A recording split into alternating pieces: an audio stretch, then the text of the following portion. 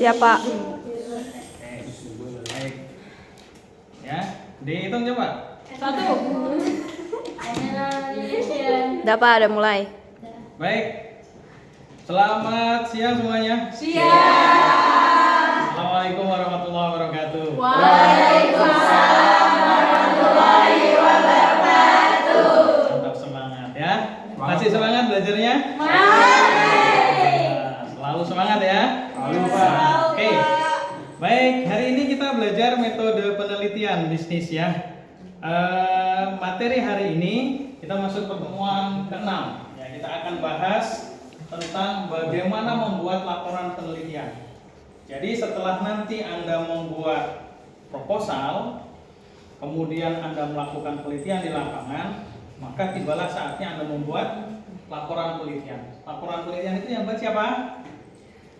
Ya, si peneliti. Ya. Nah, laporan penelitian untuk S1 itu ada 5 bab. Ya, kita akan bahas satu persatu dari laporan penelitian skripsi. Oke, langsung masuk ke penelitian. Ya. Di dalam penelitian ini penulis harus tahu kepada siapa laporan itu ditujukan. Ya. Kemudian dia harus tahu cara menulis. Ya.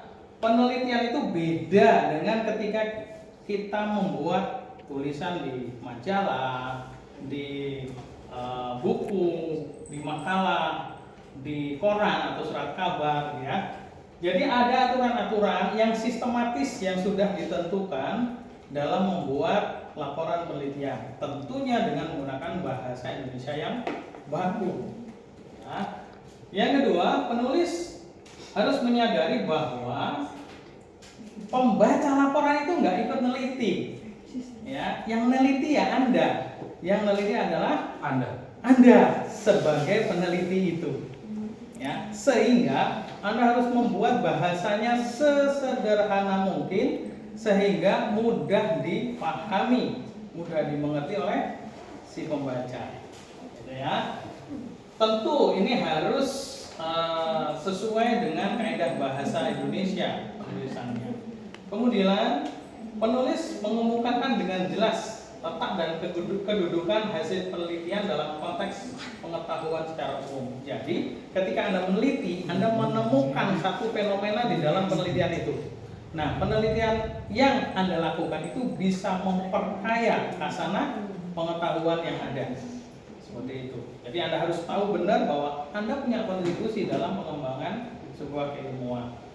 Ya. Nah, ini membuat si peneliti harus juga mempunyai tanggung jawab dalam meneliti itu, tidak boleh asal-asalan. Ya. Menulisnya pun tidak boleh asal-asalan, ya. Karena dia mempunyai tanggung jawab dalam ya memperkaya ilmu pengetahuan. Jangan sampai ilmu pengetahuan yang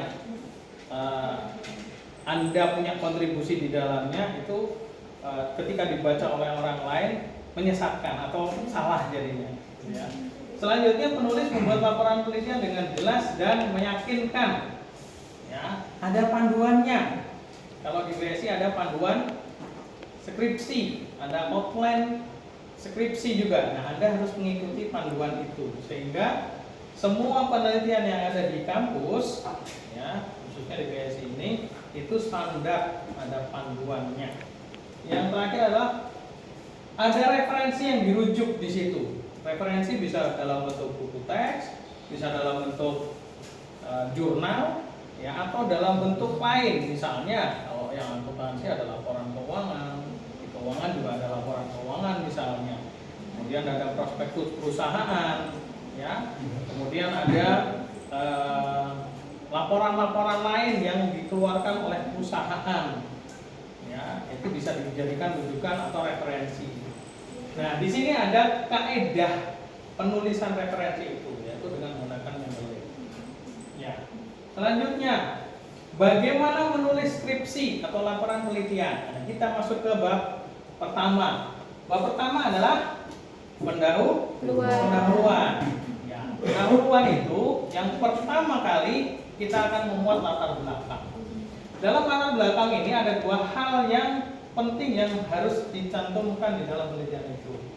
Yang pertama adalah permasalahan umum yang menjadi landasan fokus masalah yang akan diteliti. Jadi masalah fokusnya itu apa? Yang kedua adalah memaparkan faktor-faktor yang melatar belakangi masalah tersebut muncul. Yang pertama adalah masalah itu apa, yang kemudian dilengkapi dengan kenapa sih dia bisa muncul. Ya. Nah, poin kedua ini meliputi faktor yang melatar belakangi permasalahan digambarkan dengan kenyataan yang ada. Ya, jadi permasalahan itu diangkat di dalam penelitian itu, ya, secara gamblang diungkapkan. Yang kedua, beri argumen dengan melakukan analisis yang berdasarkan bukti nyata berdasarkan observasi. Apa itu observasi?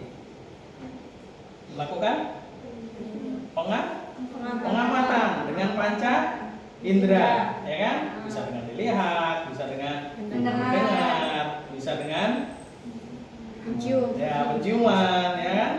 Nah, bisa dengan mengacapan, rasa, gitu kan? Ya, bisa dengan rabaan, ya, tekstur misalnya, ya. Ketika kita meneliti sesuatu yang, ya, oh ini mebel ini gimana nih? Teksturnya kasar atau halus, gitu kan? Itu dengan diraba. Nah, jadi observasi ini dilakukan dengan melakukan, ya, pengamatan menggunakan panca indera yang kita lakukan. Nah, ini diungkapkan di dalam latar belakang, ya, sebagai argumen. Kemudian yang berikutnya adalah memberi argumen tentang perkiraan pemecahan masalah yang dihadapi itu, ya, atau perkiraan problem solvingnya bagaimana. Kalau tadi ada masalah, kemudian kira-kira solusinya gimana ya, gitu. Itu diungkapkan secara sekilas di latar belakang. Sekilas aja dulu, kenapa? Kan belum meneliti, kan, gitu. Nah, kemudian yang berikutnya adalah berilah argumen kelebihan dan teknik solving atau teknik pemecahan masalah tadi sehingga penelitian diharapkan dapat memecahkan masalah tersebut. Ya, Anda menggunakan teknik pemecahan masalah itu kelebihannya apa dibandingkan teknik yang lain? Yang kelima adalah mengerucutkan permasalahan menjadi lebih fokus pada variabel penelitian. Jadi intinya penelitian itu difokuskan ke sini, ke variabel penelitian. Sehingga ingat pelajaran kemarin ya, apa itu variabel penelitian? Apa yang diteliti? Apa yang diteliti maksudnya apa? Variabel penelitian. Gitu ya. Jadi fokus penelitian itu ada di mana? Di variabel penelitian. Paham ya? Nah, selanjutnya, nah, pendahuluan yang berikutnya adalah identifikasi masalah. Kita mengenali dulu nih masalahnya yang ada di dalam penelitian itu apa. Ya. Masalah yang harus dipecahkan atau dijawab melalui penelitian selalu ada, tersedia, dan cukup banyak. Peneliti dapat mengidentifikasi, memilih, dan merumuskannya. Jadi masalah itu banyak banget, ya, di objek penelitian itu. Literaturnya juga cukup banyak. Nah, Anda tinggal milih yang mau diambil jadi permasalahan penelitian itu yang mana. Ya.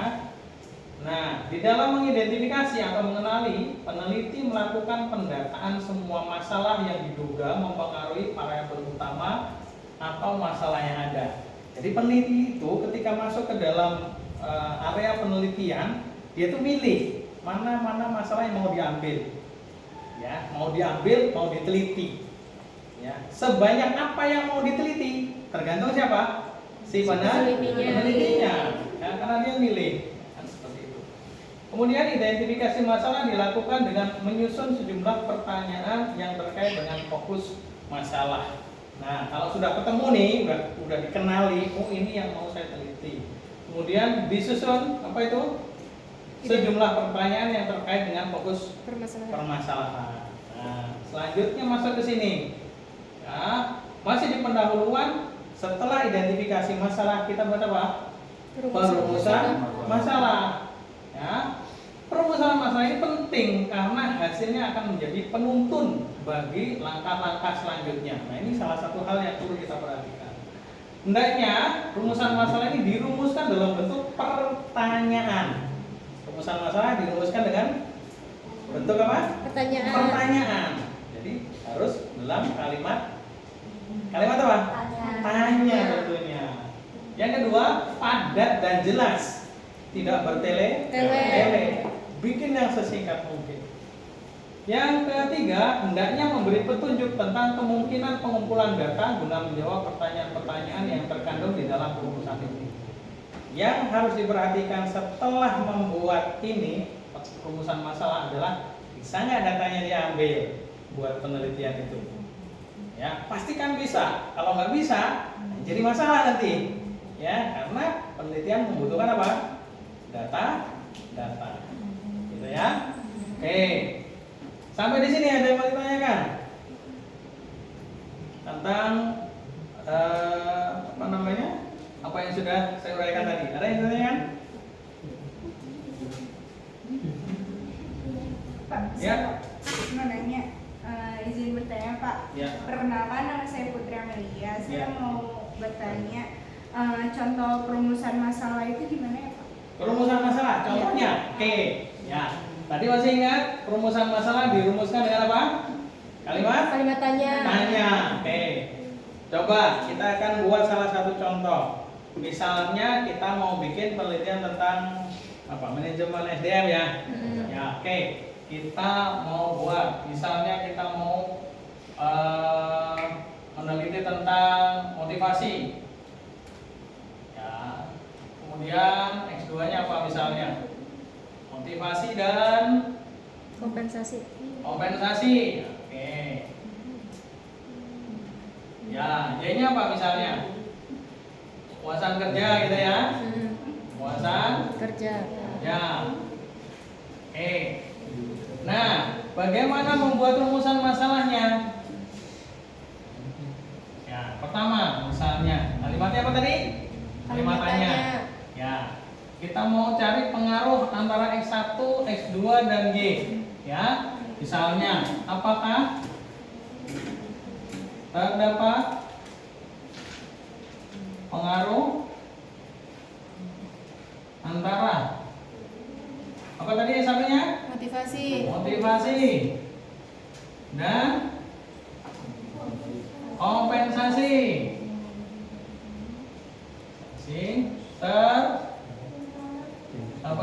Apakah terdapat pengaruh antara motivasi dan kompensasi terhadap kepuasan kerja? Yang kedua, ini yang pertama ya. Jadi dua. Yang kedua, apakah terdapat pengaruh motivasi terhadap apa? Kepuasan kerja. Yang ketiga, apakah terdapat pengaruh antara apa? Kompensasi terhadap kepuasan kerja.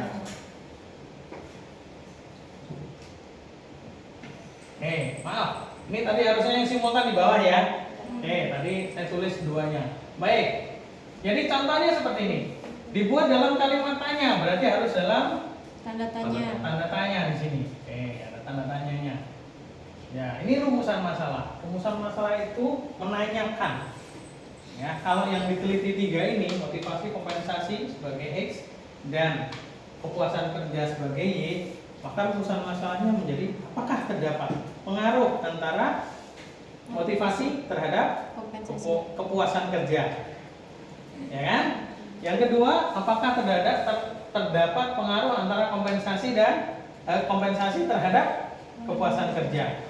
Yang ketiga, baru double kan?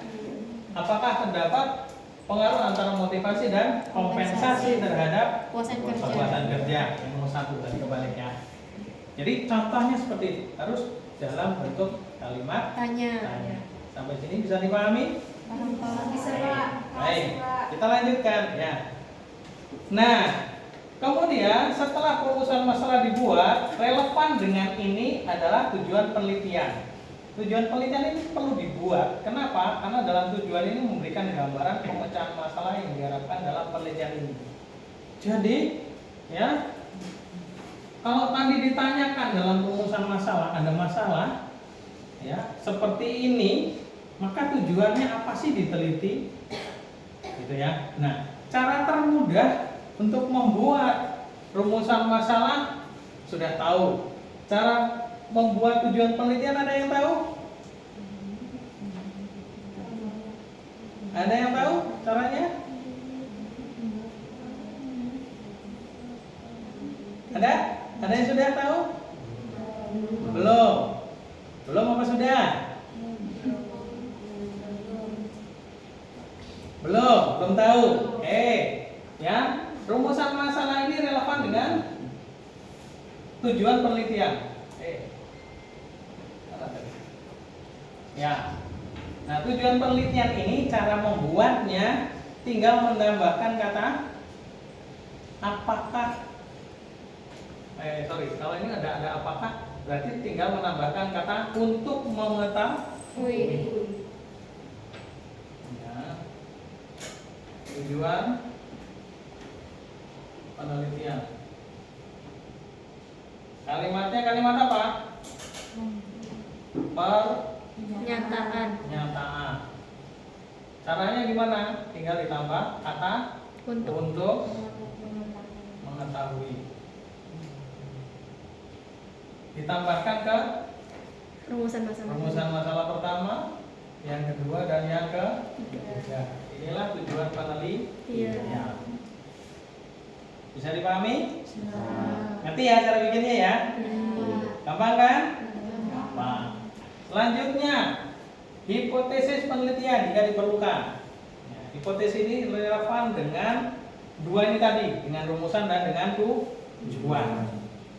Ya. Nah, hipotesis ada dua. Kalau yang memerlukan hipotesis itu ada hipotesis nol, ada hipotesis alternatif. Ya, hipotesis nol itu pengingkaran atas hipotesis alternatifnya. Hipotesis alternatif itulah yang disebut dengan hipotesis statement, ya, atau statement hipotesis. Statement atau pernyataan hipotesis, atau sering disebut juga dengan hipotesis itu sendiri. Jadi kalau ditanya hipotesis penelitianmu yang mana, berarti yang dijawab adalah hipotesis statementnya atau A. Ya, atau sering disebut kalau hipotesis cuma satu ya A aja. Gitu. Bukan yang nol ya, tidak. Bukan O, kan ada yang suka nyebut HO, itu bukan bang O, tapi HN nol. Karena itu 0 dan 1. Satunya ya ini. Oh ya, ada yang sering menyebut sebagai H1. Ada yang H saja. Ada yang. Ada pertanyaan sampai sini? Bapak, saya Ya. mau izin bertanya mengenai Oke. yang hipotesis. Bagaimana cara membuat hipotesis dalam laporan penelitian? Oke. Contohnya. Bagus pertanyaannya. Ya, kita lanjutkan dari contoh ini saja ya. Oke, setelah membuat rumusan masalah, setelah membuat tujuan penelitian, lanjutkan dengan hipotesis. Nah, hipotesis ini cara membuatnya yang pertama kali harus dibuat adalah hipotesis statementnya atau pernyataan hipotesisnya. Pernyataan hipotesis itu harus sejalan dengan rumusan masalah dan tujuannya. Ya. Nah, hipotesis ini itu lebih mirip ke rumusan masalah. Karena hipotesis itu adalah dugaan sementara sebuah penelitian. Iya. Jadi jawabannya sudah diduga terlebih dahulu, oh jawabannya ini. Ya. Nah, kalau di sini variabelnya X1 motivasi, X2 kompensasi dan Y-nya kepuasan kerja, maka kita akan coba buat hipotesisnya. Ya, kita hapus yang di sebelah sana ya. Oke, ini dihapus dulu. Ya, hipotesis yang pertama. Ya, hipotesis yang pertama. Kita coba ikutin ini ya. apakah terdapat pengaruh antara motivasi dan kompensasi terhadap kepuasan kerja? Maka di sini tambahkan kata diduga. Kan tadi dugaan kan? Dugaan sementara sebuah penelitian atau dugaan sementara atas jawaban sebuah penelitian. Maka di sini awali dengan kata diduga. Nah, selebihnya tinggal ambil rumusan masalahnya ke sini. Diduga terdapat pengaruh antara apa yang pertama? Motivasi dan apa? Kompensasi terhadap kepuasan kerja. Oke. Nah, lanjut hipotesis yang kedua. Gimana bikinnya tadi? Diduga. Nah, diduga. Kemudian pindahkan rumusan masalahnya ke sini. Terdapat Pengaruh. nah, pengaruh Motivasi terhadap kepuasan kerja. kepuasan kerja. Oke, bisa ya? A3, ayo bareng-bareng. Diduga terdapat terdapat pengaruh kompensasi terhadap kepuasan kepuasan Kerja. kerja. Oke, bisa ya? Gampang kan? Ya. Gampang, oke, sip. Makasih Pak. Ya. Selanjutnya landasan teori. Bab 2. Bab 2 itu isinya landasan teori. Landasan teori itu dasar pijakan Anda melakukan penelitian itu, ya. Secara teoritikal Anda ngambil teorinya siapa? Anda bisa ngambil dari buku teks, bisa juga ngambil dari jurnal penelitian.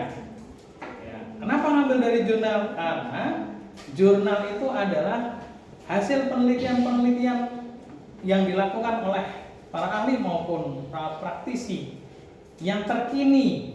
Jadi biasanya lebih update dibandingkan dengan buku teks. Ya. Nah, intinya adalah ketika Anda mengambil landasan teori, ya, selain tadi dari buku teks dan dari jurnal, yang Anda ambil landasan teorinya adalah cuma satu. Apa itu? Dari variabel penelitiannya. Dari mana? Variabel penelitiannya. Jadi teorinya jangan kemana-mana, semua dimasukin ke sini, bukan. Tetapi hanya apa tadi? Variabel penelitiannya saja. Oke. Jadi dalam konteks penelitian yang kita lakukan ini, yang diambil landasan teorinya apa saja tadi? Pertama, apa variabelnya? Motivasi. Yang kedua, kompensasi. Yang ketiga, kepuasan kerja. Cari 3 itu saja. Ya, ambil dari para ahli. Terserah Anda mau ngambil ahli siapa tuh yang membahas soal ketiga variabel tadi. Anda bisa ambil juga dari jurnal penelitian-penelitian yang terbaru. Ya, seperti itu. Bisa dipahami? Bisa. Ya. Nah, di dalam bab 2 selain landasan teori, tadi sudah Pak Ali cantumkan bahwa di sini ada penelitian terdahulu yang relevan, yaitu dalam bentuk jurnal. Ya, dalam bentuk jurnal penelitian. Nah, jurnal penelitian ini memperkuat penelitian Anda sebagai landasan. Kemudian hipotesis, tadi sudah dibikin ya, cara membuat hipotesis bagaimana. Ya, jadi hipotesis itu jawaban sementara, namanya juga sementara, berarti harus dibuktikan ya dari hasil riset Anda. Nah, selanjutnya ada kerangka berpikir, itu di bab 2. Kerangka berpikir itu adalah sintesis dari analisis hasil kajian teori atas variabel-variabel yang digunakan dalam penelitian. Jadi variabel yang Anda pakai tadi, ya, Anda buat apa? Bagaimana Anda berpikir di dalam penelitian itu. Dibuat gambarannya, ya, secara jelas sehingga menggambarkan Anda mikirnya gimana sih? Penelitian itu Anda buat kerangkanya dalam bentuk bagan. Cara mikir Anda itu bagaimana? Sehingga terbentuk satu judul penelitian tersebut. Tuh, kerangka berpikir. Biasanya kerangka berpikir ini dasarnya adalah teori-teori yang Anda hubungkan di dalam sebuah penelitian. Jadi Anda ngambil penelitian atau teori dari variabel yang pertama. Tadi apa variabel pertama? Motivasi. Motivasi. Ya, ambil teorinya siapa? Nah, teori yang pertama tadi, motivasi, itu ada nggak keterkaitannya dengan kepuasan kerja? Ada nggak kaitannya dengan kepuasan kerja? Nah, digambarkan di situ antara motivasi dan kepuasan kerja. Nah, yang kedua, variabel kompensasi. Ada nggak keterkaitannya dengan kepuasan kerja? Bagaimana kalau digambarkan? Yang ketiga, kaitan antara variabel X1 dan X2 tadi, motivasi dan kompensasi terhadap apa? Kepuasan kerja. Nah, Anda gambarkan di situ. Ya. Jelas sampai di sini? Jelas. Ada yang mau bertanya? Saya Pak. Ya, silakan. Pak izin bertanya, saya Revalina. Bagaimana contoh kerangka berpikir? Kerangka berpikir contohnya. Oke, bagus. Ya. Dihapus dulu ya di sini ya. Oke.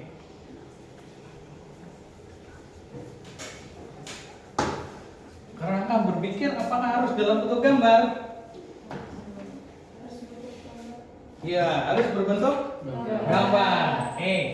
Kerangka berpikir, gimana gambarnya? Yang pertama variabel satunya apa? X1-nya apa? Motivasi. Motivasi. Kemudian X2-nya Kompensasi. kompensasi. Oke, Y-nya Kepuasan kerja. kepuasan kerja. Ya. Nah, dalam membentuk kerangka berpikir ini, kita lihat hipotesisnya. Ya. Hipotesis, saya balik ya, karena ini tadi berganda yang di atas. Ya, simultan. Kita lihat yang pascal dulu. Hipotesis yang kedua apa bunyinya? Diduga Diduga? terdapat pengaruh motivasi terhadap kepuasan kerja. Terdapat pengaruh motivasi X1 terhadap kepuasan kerja. Y-nya. Berarti ini variabel ini dihubungkan dengan kepuasan kerja. Arahnya kemana? Kepuasan kerja. Motivasi apa kepuasan kerja? Kepuasan kerja. Panahnya ngarah ke sini. Ini hipotesis berapa tadi? 2. Ya, karena kebalik tadi. Ya, yang kedua, yang hipotesis ketiga, diduga terdapat pengaruh kompensasi terhadap kepuasan kerja. X2 ini ada nggak pengaruhnya terhadap kepuasan kerja? Arahnya kemana? Kepuasan kerja. Kepuasan kerja. Panahnya ke sini. Ini H3. 3. Yang pertama tadi yang kebalik, diduga terdapat pengaruh antara motivasi dan kompensasi. Ini barang-barang kan? Terhadap Kepuasan kerja. Nah, ini digabung di sini. Nah, ini arahnya kemana? Kepuasan kerja. Kerja. Ini H1. Nah, inilah yang disebut sebagai apa? Kerangka berpikir. Kerangka Pikir. Jadi sederhana kan? Iya. Kalau tadinya pakai kata-kata sebanyak ini cuman Gambar. ya, cuman gambar saja, memudahkan kita untuk Membaca. berpikir. Karena ini sebenarnya pola pikir Anda tercantum di sini, tergambar di sini. Jelas ya? Jelas Pak. Oke, baik. Selanjutnya, ya. Metode penelitian. Nah, tadi bab 2 sudah selesai, masuk bab 3. Bab 3 adalah metode penelitian. Metode penelitian itu ringkasnya apa? Bagaimana sih penelitian itu Anda lakukan? Caranya gimana? Kita lihat di situ. Yang pertama adalah model metode dan desain penelitian. Ya, menjelaskan tentang metode penelitian yang dipakai atau desain penelitian yang dipakai. Ya, kalau di BSI ini ada penelitian deskriptif, ya, kuantitatif, statistik dan kuantitatif non statistik. Itu yang pertama. Yang kedua adalah lokasi penelitian. Di mana penelitian itu dilakukan? Ya, itu adalah apa tadi? Lokasi penelitian. Yang ketiga adalah variabel penelitian. Apa itu variabel penelitian? Apa yang diteliti. Oke ya. Yang ketiga, populasi dan sampel. Populasi itu adalah semua objek yang Anda teliti. Kalau orang ya berarti objeknya orang, semuanya.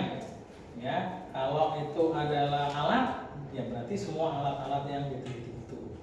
Ya, misalnya yang diteliti komputer di Universitas BSI, berarti semua komputer yang ada di Universitas BSI ini, di kampus ini, itu adalah populasi. Nah, sampel itu perwakilannya atau representasi dari populasi. Jadi tidak semua populasi atau tidak semua objek yang diteliti itu Anda benar-benar teliti, melainkan perwakilannya saja. Yang harus diingat adalah perwakilan atau representasi dari objek penelitian ini harus mencerminkan kondisi asli dari populasi itu. Ya, seperti itu. Jadi perhatikan karakternya. Yang keempat adalah, yang kelima ya, tadi tulisannya double ya. Yang kelima adalah instrumen. Instrumen penelitian itu alat. Anda meneliti pakai alat apa? Contohnya, Anda pakai apa? Kuesioner. Anda pakai draft wawancara, gitu kan? Seperti itu. Kalau misalnya di laboratorium misalnya, ya Anda pakai lab apa? Laboratorium apa? Seperti itu ya. Oke, jadi instrumen penelitian itu alat yang dipakai untuk meneliti. Ya, itu isi bab 3. Sangat sederhana sekali. Ya. Selanjutnya ada teknik pengumpulan data. Kalau tadi sudah dibahas alat, berarti alat itu dipakai untuk mengumpulin data, iya nggak? Nah, Anda ngumpulin data caranya gimana? Di situ ada teknik pengumpulan data, teknik sampling. Ya, di antaranya adalah ada survei, ada observasi, pengamatan tadi kan, ada studi dokumentasi, mengamati melakukan dokumentasi atas apa-apa yang ada di dalam objek penelitian itu, dan lain sebagainya. Studi pustaka misalnya, contohnya gitu. Anda nggak melakukan penelitian dengan kuesioner, nggak nyebar kuesioner, tapi Anda mendalami kepustakaan yang ada, studi referensi, literatur, ya. Anda menekuni buku-buku yang ada di perpustakaan, kemudian membuat penelitian dari situ. Kemudian yang keenam adalah teknik analisis data. Kalau datanya sudah kekumpul, apa yang Anda lakukan setelahnya? Melakukan analisis. Datanya mau diapain? Dilakukan analisis. Ya, seperti itu. Nah, tentunya ada tekniknya, ada caranya. Ya, di mana fokus dari teknik analisis data itu adalah membuktikan ini, hipotesis ini. Kalau tadi hipotesis itu kan dugaan, semua diduga kan? Berarti harus dibuktikan. Benar nggak sih motivasi itu mempunyai pengaruh terhadap kepuasan kerja? Benar nggak? Buktiin pakai teknik analisis data. Benar nggak sih kompensasi itu ngaruh ke kepuasan kerja? Buktiin pakai teknik analisis data. Ya, benar nggak sih kalau ya motivasi dan kompensasi itu secara bersama-sama mempengaruhi kepuasan kerja? Buktikan kan teknik analisis data. Nah, itu seperti itu. Kemudian prosedur itu adalah tata urutan. Ya, pelaksanaan penelitian itu ada tahapannya. Pertama, buat rencananya dulu, bikin proposal penelitian. Sudah bisa bikin proposal penelitian? Sudah. Ya, tugas kemarin ya? Sudah dikumpulkan belum? Sudah. Ya, ada yang belum ngumpulin? Oh, sudah semua. Oke, bagus ya. Oke, bagus. Berarti Anda sudah bisa membuat perencanaan penelitian. Nah, tahap kedua adalah kalau Kalau udah direncanain gimana? Pelaksanaan. Dilaksanakan. Nah, inilah ya titik utama penelitian itu dilaksanakan, dilakukan di lapangan. Apa yang sudah direncanakan laksanakan. Nah, kalau sudah dilaksanakan baru dibuat apa? Laporannya. Nah, ini yang sedang kita bahas. Ya, laporan penelitian atau skripsi Anda sendiri. Oke, selanjutnya hasil penelitian. Hasil penelitian ini meliputi yang pertama deskripsi data hasil penelitian. Tahap kedua tadi kan meneliti di lapangan ya, meneliti dengan berbagai macam cara yang tadi sudah dijelaskan.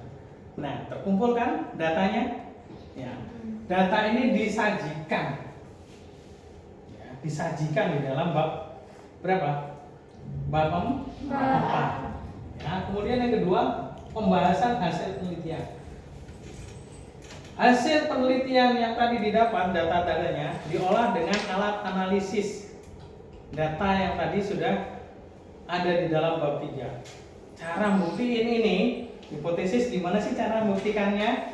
Ya, kemudian ketemu sudah terbukti. Ini hipotesis 1 ini terbukti nggak? Oh, terbukti. Hipotesis 2 terbukti nggak? Oh, terbukti. Hipotesis 3 terbukti nggak? Terbukti. Mana tahapan-tahapan atau bukti-bukti pengolahan datanya? Bisa juga di sini dibahas di sini. Ya, baru yang ke Yang ketiga, 1 2 3. Ya, pengujian hipotesisnya. Ya, sebenarnya ini satu rangkaian. Tapi dipecah jadi 2. Ya, jadi sudah ada datanya, kemudian diolah, kemudian muncul hasilnya, dibuat kesimpulannya. Sebenarnya ketika kita menyajikan hipotesis ini, hasilnya cuma hipotesis ini terbukti atau tidak. Kalau terbukti berarti dugaannya benar. Kalau tidak terbukti berarti dugaannya salah. Itu saja sebenarnya. Ya. Nah, selanjutnya kesimpulan dan saran. Nah, kesimpulan dan saran. Nah, kesimpulan dan saran ini relevan dengan ini tadi. Jadi ini H1, H2, H3 ini terbukti atau tidak? Kalau terbukti artinya apa? Kalau diduga terdapat pengaruh antara motivasi dan kompensasi terhadap kepuasan kerja dan ini terbukti dalam pengolahan statistikannya, maka artinya apa? Artinya ini dihilangin kan? Kalimatnya jadi apa? Terdapat pengaruh antara motivasi dan kompensasi terhadap kepuasan kerja. Oke, sekarang bareng-bareng. Kalau misalnya H2-nya ini ketika dalam pengujian terbukti, berarti kesimpulannya apa? Terdapat pengaruh motivasi terhadap kepuasan kerja. Oke, sekarang dibalik ya. Kalau misalnya H3-nya misalnya tidak terbukti, maka kesimpulannya Tidak ada pengaruh dapat pengaruh. kompensasi terhadap kepuasan kerja. Tinggal nambahin kata Tidak. Hidupnya dihilangin, tambahin kata tidak. Bisa? Bisa. Paham? Paham. Gampang ya? Gampang ya. Nah, saran ya. Saran ini ya dibuat dengan melihat kesimpulan yang ada. Ya. Saran ini dibuat dengan melihat kesimpulan yang ada. Ya.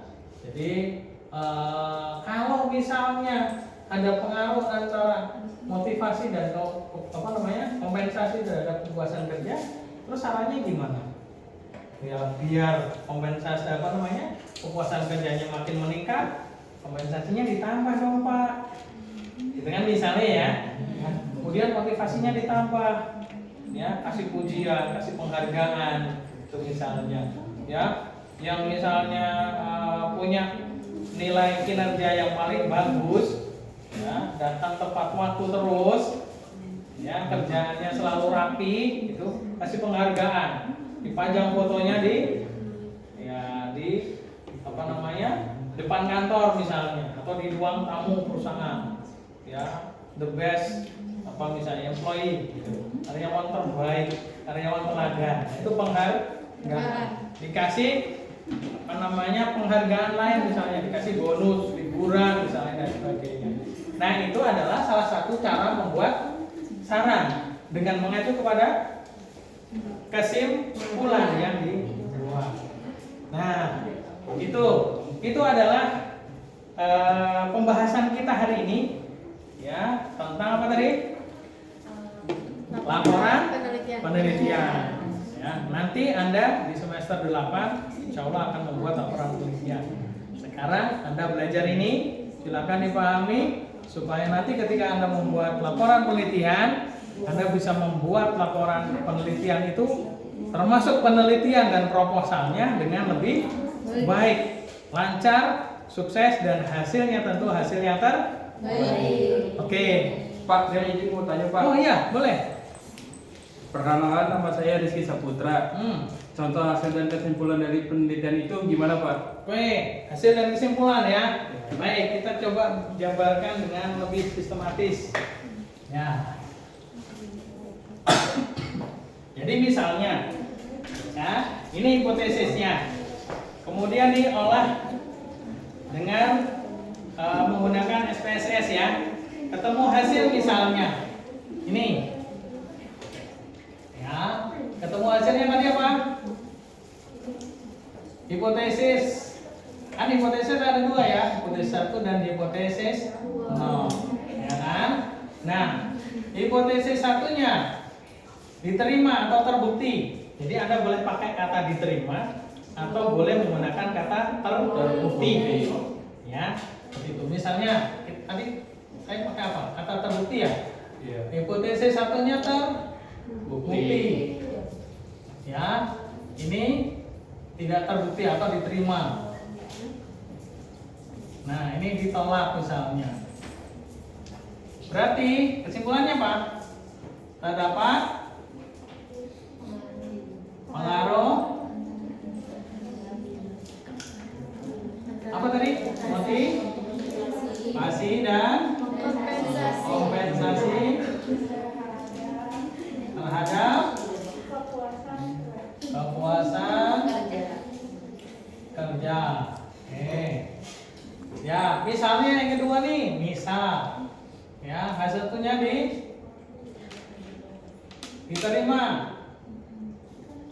Nolnya berarti apa? Awalnya diterima, ditolak. Iya. Maka kesimpulannya apa? Gimana cara buatnya tadi? Diduganya dihapus ya. Berarti terdapat pengaruh motivasi terhadap kepuasan kerja. Nah, yang ketiga tadi contohnya apa? Yang ketiga ditolak. Nah, satunya ditolak. Terus gimana? Nah, nolnya yang diterima. Gak apa-apa, karena hasilnya begitu. Maka cara membuat kesimpulannya gimana? Tidak. Tambahkan kata tidak di depannya. Tidak terdapat pengaruh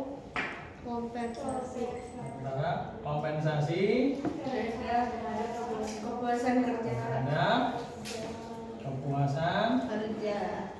kerja. Nah, ini adalah apa tadi? Kesimpulannya kan gitu. Kesimpulan akhirnya seperti ini. Jadinya. Ya.